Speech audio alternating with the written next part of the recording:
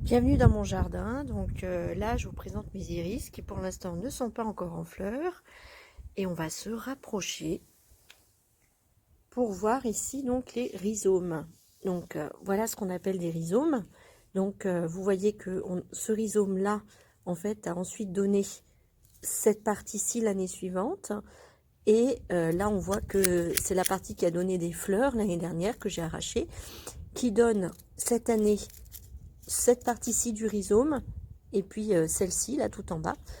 Donc cette partie-là est en train de donner, vous voyez, des feuilles qui va donner donc la nouvelle plante cette année.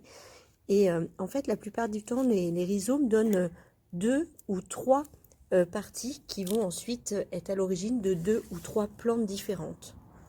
On va les déterrer pour mieux se rendre compte.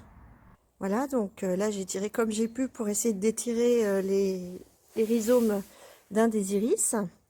Donc on voit clairement que ce qui était visible en surface, donc c'est plusieurs unités. Donc cette unité qui s'était en fait préparée ici avec deux bourgeons pour donner deux parties, c'est dichotomique.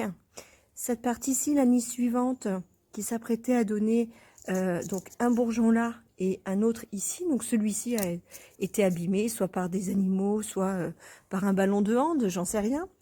Et donc la partie qu'on voit ici qui est en train de donner la plante de l'année.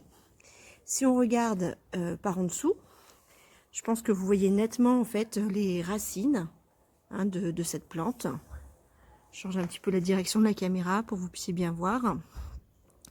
Donc les racines qui lui permettent de prélever eau et sels minéraux.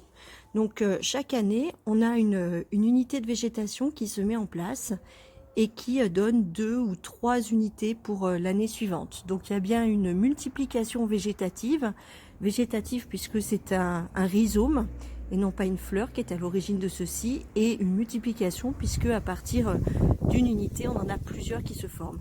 Et donc si il y a séparation à un moment donné à ce niveau-là, eh bien on aura à ce moment-là deux individus séparés, c'est-à-dire l'individu qui partait de ce côté-ci va être séparé de l'individu qui part de l'autre côté. Donc il peut bien y avoir des individus qui ensuite se sont isolés les uns par rapport aux autres.